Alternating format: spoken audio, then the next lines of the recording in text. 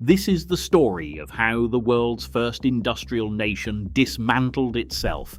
At its peak, Britain built more than half the world's exported vehicles, employed over 1 million coal miners, and launched ships from Glasgow yards that carried goods to every corner of the globe. Manufacturing once accounted for 1/3 of Britain's entire economic output. Today, that figure is just 8%. Since the mid-1960s, when Britain still employed 8.9 million manufacturing workers, more than 6 million of those jobs have vanished, and what replaced them has never quite filled the void.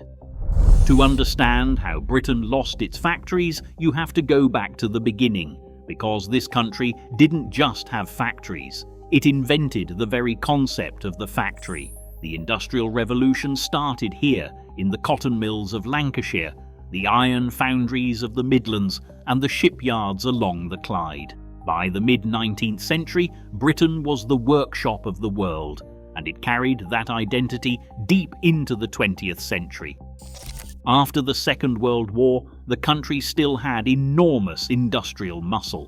In 1952, British coal mines produced more than 200 million tons of coal, accounting for 90% of the nation's primary energy.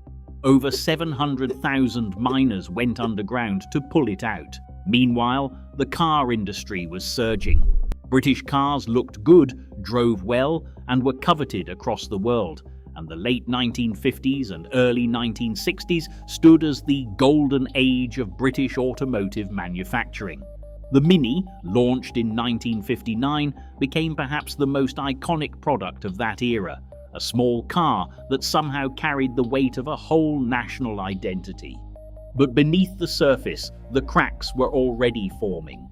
The decline of coal had actually begun decades earlier, after the First World War. Employment in the mines peaked in 1920 at 1.19 million workers, more than 1 in 20 of the entire UK workforce. By 2019, that number had fallen to just 699, from over 1 million to under 700. That's a collapse by a factor of roughly 2,000. Coal's slow fade was just the prelude. The real trauma came in manufacturing, and it came fast. In the 1960s, all advanced economies began to see their manufacturing sectors shrink as a share of GDP. But in Britain, this process ran sharper, faster, and more painfully than almost anywhere else. Between the economic cycles of 1964 to 1973 and 1979 to 1989, UK manufacturing employment dropped by a full third, wiping out 2.5 million jobs. France and Germany lost just 10 to 13% over the same period. Britain wasn't simply following a global trend, it was leading the retreat. And then came the 1970s, bringing with them a series of crises that exposed just how fragile British industry had become. Take the car industry. In 1968, the British Leyland Motor Corporation was created from a merger of the British Motor Company and Leyland Motors, encouraged by Prime Minister Harold Wilson's government, which saw consolidation as the only way to build a competitor capable of surviving global markets. It was meant to be the national champion, a single British car maker capable of competing with the giants of Detroit, Tokyo, and Wolfsburg. Despite producing the iconic Mini alongside a sprawling range of other vehicles, BLMC was a fiasco from the start, carrying too many brands, too many factories, and far too little investment. At its peak, the companies that came together to form what would eventually become MG Rover employed 170,000 workers. By 1975, following the recommendations of the Ryder Report, which laid bare the catastrophic scale of underinvestment, the company had to be nationalised. Workers at another struggling state enterprise, Upper Clyde Shipbuilders, nicknamed it Unconditional Surrender, using its initials. They could have said the same about much of British industry. And then Margaret Thatcher arrived. Between 1979 and 1982, employment in manufacturing fell by almost 20%. Nearly 1 in 3 urban jobs were in manufacturing in 1981. Just 10 years later, it was 1 in 8. Cities built on making things, places like Sheffield, Sunderland, and Swansea, saw their economic foundations ripped away in less than a generation. North Sea oil revenues helped cushion the macroeconomic blow during these years, funding tax cuts and public spending that papered over the crater left by vanishing industrial employment. But North Sea oil couldn't replace a single one of those 6 million jobs. The miners' strike of 1984 to 1985 became the defining symbol of this era. It began when the National Coal Board announced the closure of Cortonwood Colliery in South Yorkshire, a decision that felt to miners like the opening move in a far larger campaign. The government announced the closure of 20 pits in total, with plans to shutter more than 70 more. The standoff at Orgreave coking plant in June of that year became the strike's most violent flashpoint, with mounted police charging lines of pickets in scenes that still define how that conflict is remembered. The strike lasted a full year. It failed, and the communities built around those mines never fully recovered. But here's the thing, because the Thatcher question is genuinely complicated. Despite GDP's manufacturing percentage dropping and an initial crash in manufacturing output of 12.5% in her first year, overall manufacturing output in the UK actually rose by 9.1% during Thatcher's time in office. Output per worker, which had been crawling along at 0.7% annually between 1973 and 1979, suddenly jumped to 4.1% between 1979 and 1985. Economists labelled it the productivity miracle. The explanation, though, was grimly straightforward. The recession had shuttered the least productive plants, automatically lifting the average productivity of whatever survived. The numbers looked better because the weakest had been cut away. The most destructive legacy of that era was geographic. Thatcher stood accused of carving a chasm between London and the industrial cities and towns of the north, of Wales, of Scotland.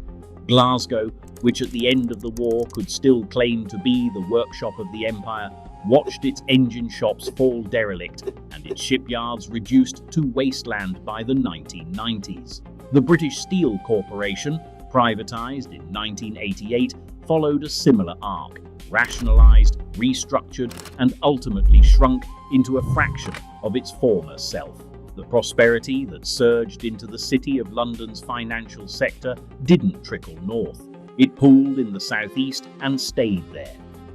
The car industry tells the rest of the story. MG's Abingdon factory closed in 1980 after producing sports cars since the 1920s. Morris disappeared in 1984. Triumph was killed off the same year. Rover was privatised into British Aerospace in 1988, and by 2000, MG Rover had been cast off by BMW entirely. On April 8, 2005, it fell into administration and the assets were sold to China's SAIC. With MG Rover went the last domestically owned mass production car manufacturer in Britain. 170,000 jobs at peak reduced to 6,000 collecting their cards at Longbridge. The last strike at a British car factory happened at Ford in 1988. Since then, there has barely been a day lost to industrial action. The unions didn't win the argument. The factories simply left. And the bleeding has not stopped. Around 200,000 manufacturing jobs have disappeared since 2010 alone. In September 2024, the last coal-burning blast furnace at Port Talbot was shut down, ending more than a century of steelmaking at Britain's biggest plant. Around 2,000 jobs in the town were lost immediately, with thousands more in the supply chain to follow. Unite, the trade union, called it industrial vandalism. Tata Steel blamed high energy costs and competition from cheaper Chinese steel, citing ongoing losses of around £1 million a day. Energy costs have now become perhaps the most urgent threat facing what remains of British industry. Industrial electricity prices in the UK can run more than 90% above the median of International Energy Agency member countries. 90% of manufacturers say their energy bills have risen at least moderately since 2022, and 13% warn that further projected increases could be, in their words, life-threatening to their operations. In 2025, Britain recorded its worst ever performance in goods trade, posting a £248 billion deficit. Louise Hellum, chief economist at the CBI, described this as a pivotal moment for the country's industrial strategy, pointing to closures already happening in the chemicals industry and warning of severe financial pressure spreading across multiple sectors. So is reindustrialization actually possible? The government seems to think so. In June 2025, it published a 10-year modern industrial strategy, identifying manufacturing as one of 8 priority sectors and committing £4.3 billion to unlock investment and accelerate technology adoption. UK organisations are set to invest $650 billion in reindustrialisation by 2028, and 28% of UK companies invested in nearshoring in 2025, more than double the previous year. Port Talbot itself is building a new electric arc furnace, expected to come online in late 2027. It's cleaner and more modern, but it will employ a fraction of the workers the blast furnaces once did. Britain is still the 11th largest manufacturing nation in the world, contributing £220 billion in output. Manufacturing workers earn an average of £41,000 a year, 8% above the national average. The sector isn't dead, but it is a shadow of what it was. The country that invented the factory now imports much of what it once made. The question isn't really whether Britain can rebuild some of its industrial capacity. The question is whether it waited too long to try, and whether the communities that lost everything in the decades between can ever truly be made whole.